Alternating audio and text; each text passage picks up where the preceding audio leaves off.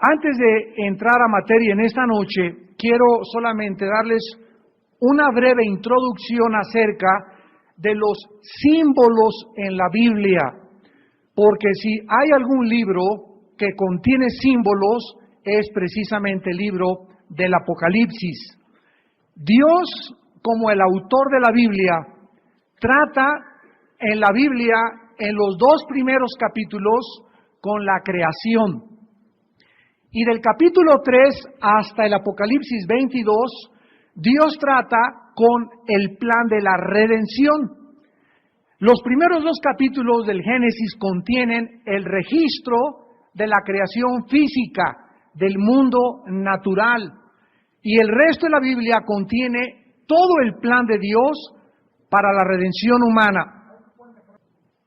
Dios usa la Biblia, las cosas naturales, como los peces, las aves, los seres humanos, las semillas, los árboles, etcétera, etcétera. O sea, todas las cosas naturales creadas y las convierte en símbolos. Veamos, por ejemplo, en Romanos capítulo 1, rápidamente, Romanos capítulo 1, versículo 19 al 20, esta verdad. Dios usa las cosas naturales de la creación para convertirlas en símbolos. Creo que esto debes apuntarlo en tu Biblia, en tu libreta, porque es básico. Dice en Romanos 1:19, porque lo que de Dios se conoce, les es manifiesto, pues Dios se lo manifestó. Porque las cosas invisibles de Él, o sea, todas las cosas que nuestros ojos naturales, nuestros oídos naturales, no alcanzamos a percibir, su eterno poder y deidad, se hacen visibles. Dice Romanos que Dios convierte lo invisible y lo hace visible. ¿Cómo? A través de la creación. A través de las cosas creadas.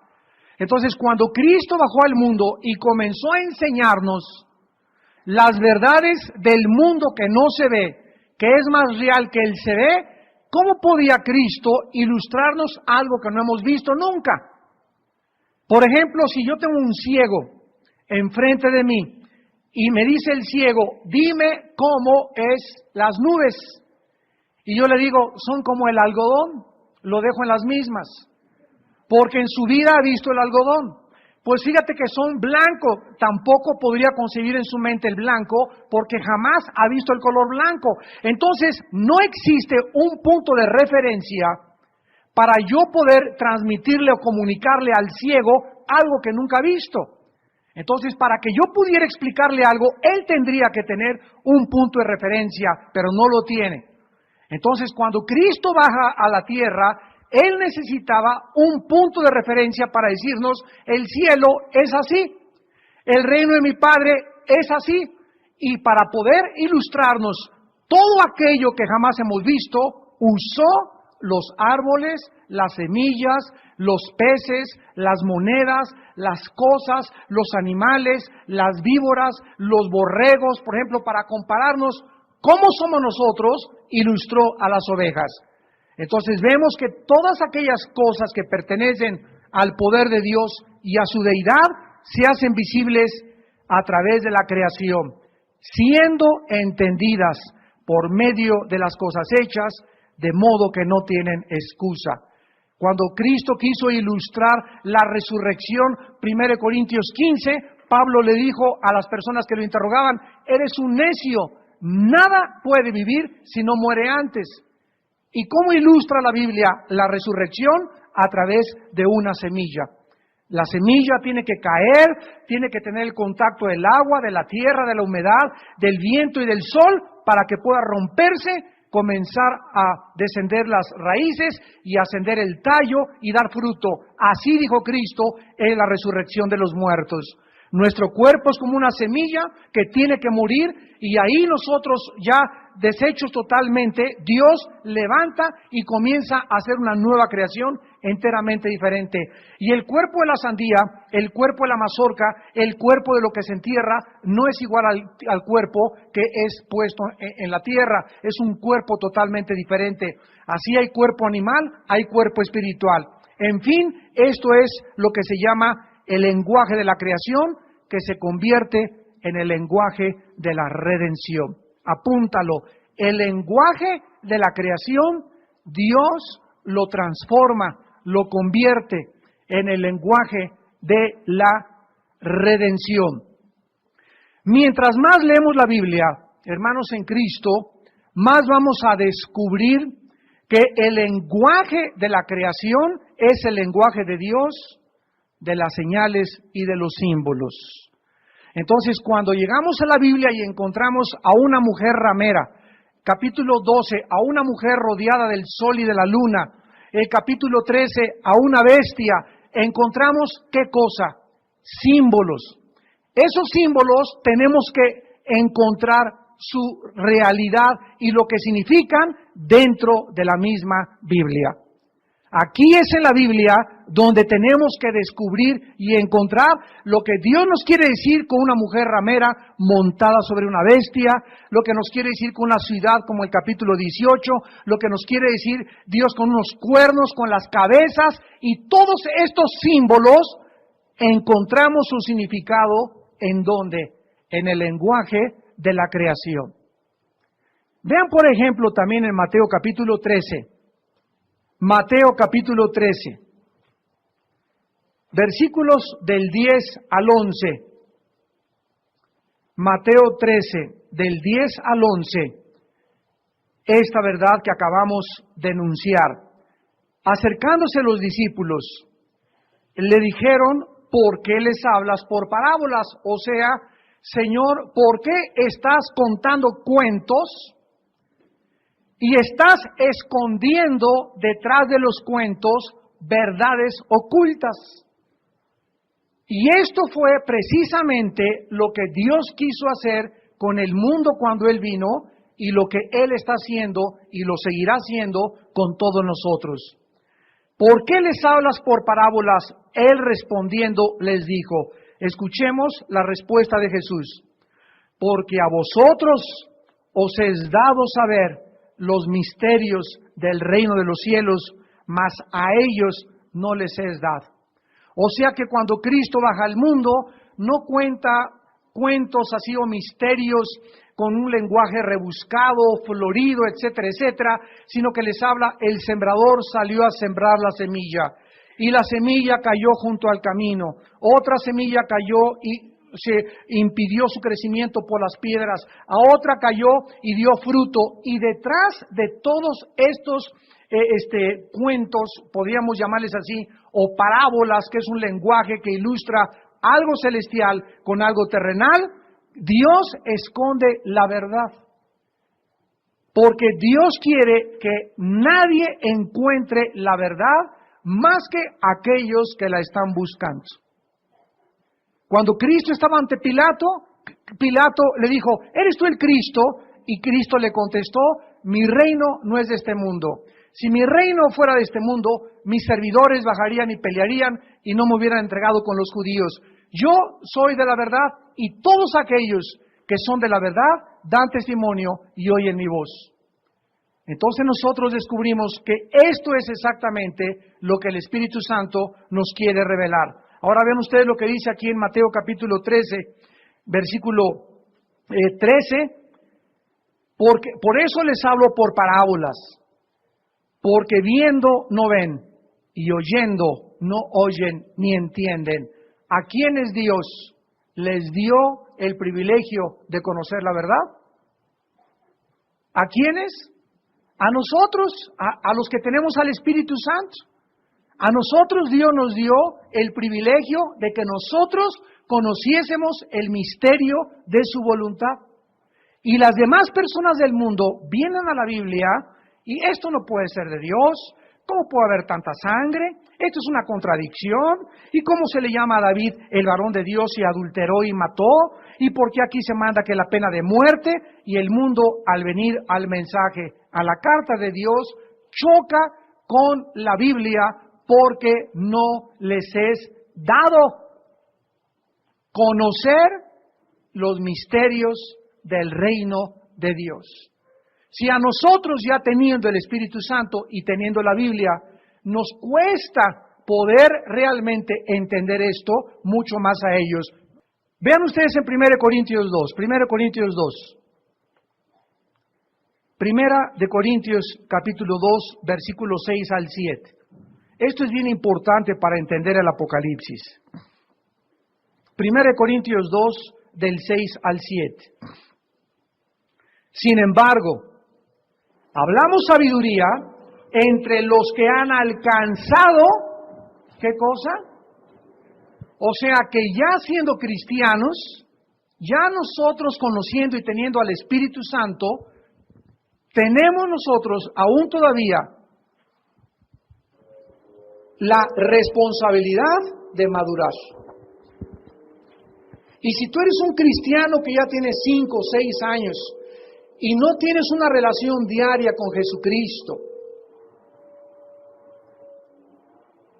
y no tienes una comunión diaria con Dios, y no tienes un corazón de pureza, no vas a poder alcanzar la sabiduría. Hablamos sabiduría entre los que han alcanzado madurez, y sabiduría no de este siglo. O sea, el conocimiento de Dios no es de Sócrates, no es de Demóstenes, no es de Carlos Sagan, no es de Alberto Einstein, no es las conclusiones científicas de determinadas personas, es una sabiduría que en este mundo no se puede alcanzar a través de la mente humana, ni a través de la investigación y mucho menos a través de experimentos científicos. Dice el versículo 7, la sabiduría de Dios en misterio. O sea, está escondida la sabiduría de Dios. Los secretos de Dios están escondidos de la mente natural del ser humano. La sabiduría oculta, la cual Dios predestinó antes de los siglos para nuestra gloria. Versículo 10. Pero Dios nos la reveló a nosotros a través de un PhD, de un doctorado en filosofía, en ciencias y en astrofísica. ¿Eso dice? La sabiduría de Dios nos la revela Dios a través de su Espíritu Santo. O sea, si tú me escuchas y no tienes al Espíritu Santo, nunca, aunque seas muy inteligente, aunque tengas 3 títulos académicos en ciencias políticas, en filosofía y letras y en cualquier área de la disciplina de la ciencia que tú me quieras mencionar, vienes a la Biblia y te vas a estrellar contra la Biblia, porque es una sabiduría escondida, solamente revelada si tienes al Espíritu Santo morando en tu corazón. Dice, porque el Espíritu todo lo escudriña aún lo profundo de Dios. Y en el versículo 11 se hace una pregunta o se cuestiona lo que ahorita conocemos como la psicología. Y esto fue escrito 19 siglos antes que Sigmund Freud creyera que el problema humano se encuentra en la psique. ¿Quién de los hombres conoce las cosas del hombre sino el espíritu del hombre que está en él? O sea, si tú quieres conocerte a ti mismo, ¿cómo te vas a conocer a ti mismo si tu espíritu está muerto hacia Dios? Porque la revelación de la Biblia es que nacimos muertos espiritualmente. Entonces, si yo me quiero conocer a mí mismo, soy tan tonto de ir con otra persona que tampoco se conoce a sí mismo, que se llama psicólogo o psicóloga, esperando que él me diga cuáles son mis problemas y la raíz de mis problemas emocionales o de conducta. Entonces, esto es absolutamente ilógico y es la antítesis del problema que la Biblia trata y que le llama pecado. ¿Quién de los hombres sabe las cosas del hombre sino el espíritu del hombre que está en él? Cuando yo recibí a Cristo y tú también, en ese momento mi espíritu nació de nuevo. Y entonces comencé a conocerme, porque el Espíritu de Dios comenzó a operar en mi espíritu para revelarme qué hay en mi vida y en mi mente. Y las noticias no fueron nada agradables. Dios me comenzó a decir que no hay nada bueno en mi corazón. Que mi corazón es perverso y engañoso más que todas las cosas.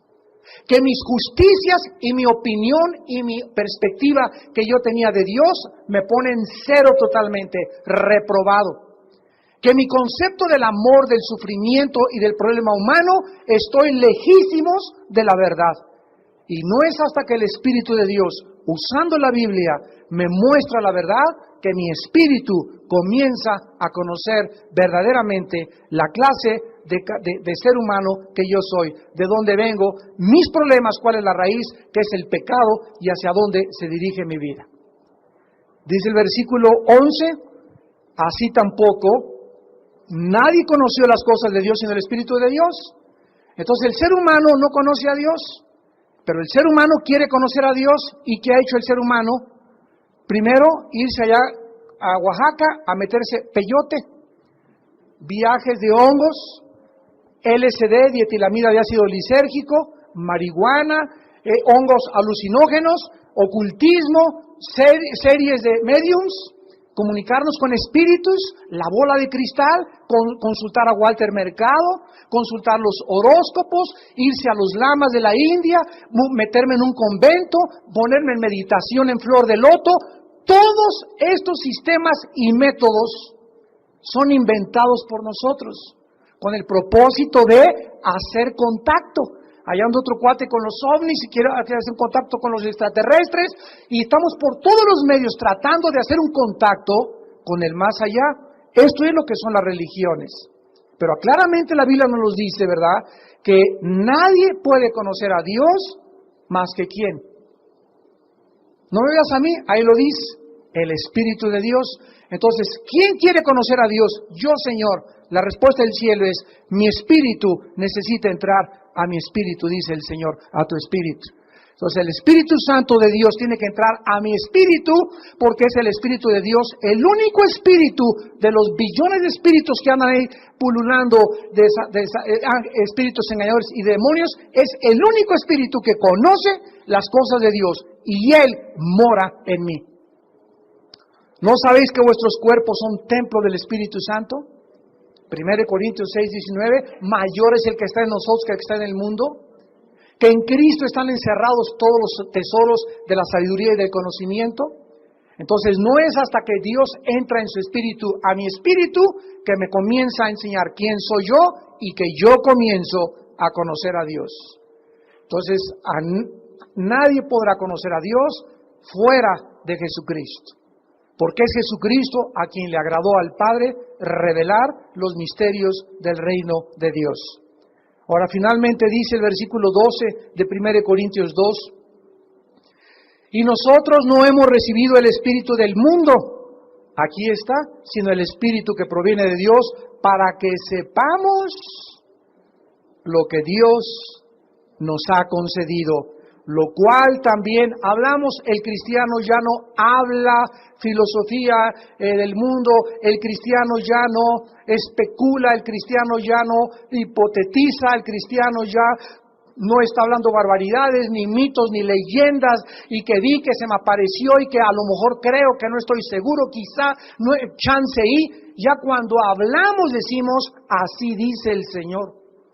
Ya hablamos con seguridad, dice Pablo, yo sé en quién he creído y estoy seguro que Él es fiel para guardar mi depósito para aquel día. Hablamos con seguridad, hablamos con autoridad. Ya no decimos, puede que el mundo comenzó a través de una selección natural, de una sola célula, y pues creo que esto puede ser la verdad, y pues hay 5 verdades, pues todas las religiones llevan a Dios, pues no sé cuál es realmente la verdad absoluta, sino que hablamos precisamente con la autoridad que la Biblia nos da, porque es la palabra de Dios, la palabra final que derrumba argumentos y toda altivez que se levanta contra el conocimiento de Dios, llevando cautivo todo pensamiento a la obediencia a Jesucristo.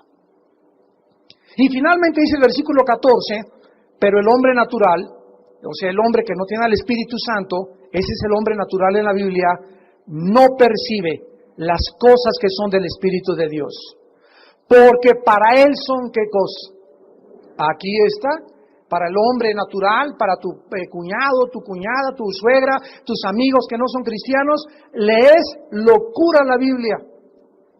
No las pueden entender porque se han de discernir espiritualmente Entonces Dios ha escondido, en resumen, verdades dentro del rango de las cosas y de las criaturas creadas, como la creación de la tierra, el sol, la luna, los océanos, las semillas, los peces, las aves y todo lo que existe absolutamente. Detrás de todo, de ese lenguaje existe símbolos escondidos de Dios.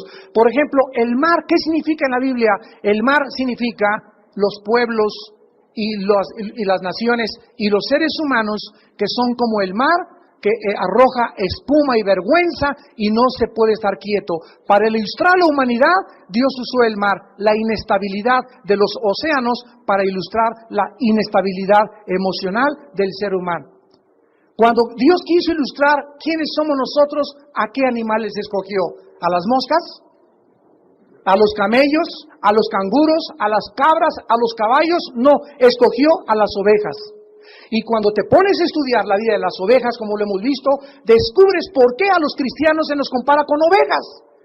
Porque es el único animal que vive dentro de un rebaño y que no pueden sobrevivir sin un pastor. Porque son torpes, porque son brutas por naturaleza, ojalá que te pongas el saco, semiciegas, tontas, indefensas y todas las características de las ovejas podemos nosotros adjudicárnoslas y entender por qué se nos compara con las ovejas.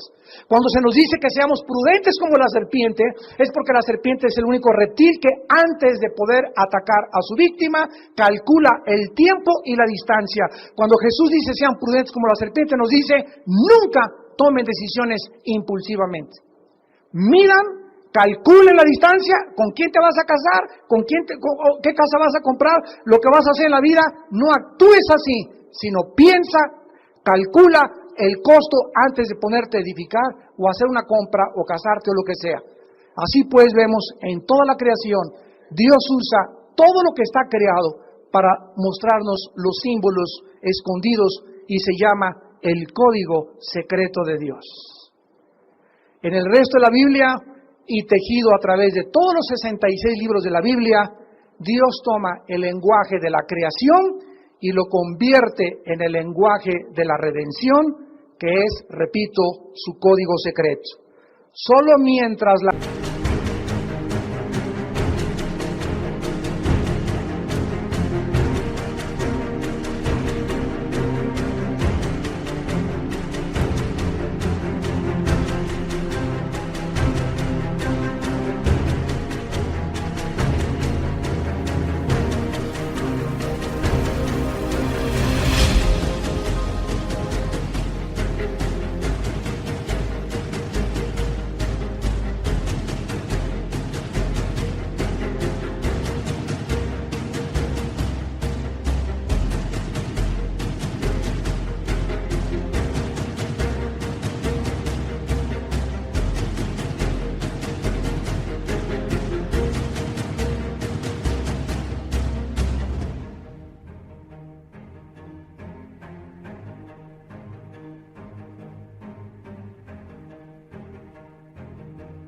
criatura conozca a su creador, podrá entender el lenguaje de los símbolos. Entonces no necesitas una gran inteligencia para venir a Apocalipsis, necesitas conocer a Dios y tener una relación con Dios para que a través de 5, 10, 15 años de tu vida vengas a Apocalipsis y comiences a entender tantos símbolos, porque es el libro que más símbolos tiene de toda la Biblia.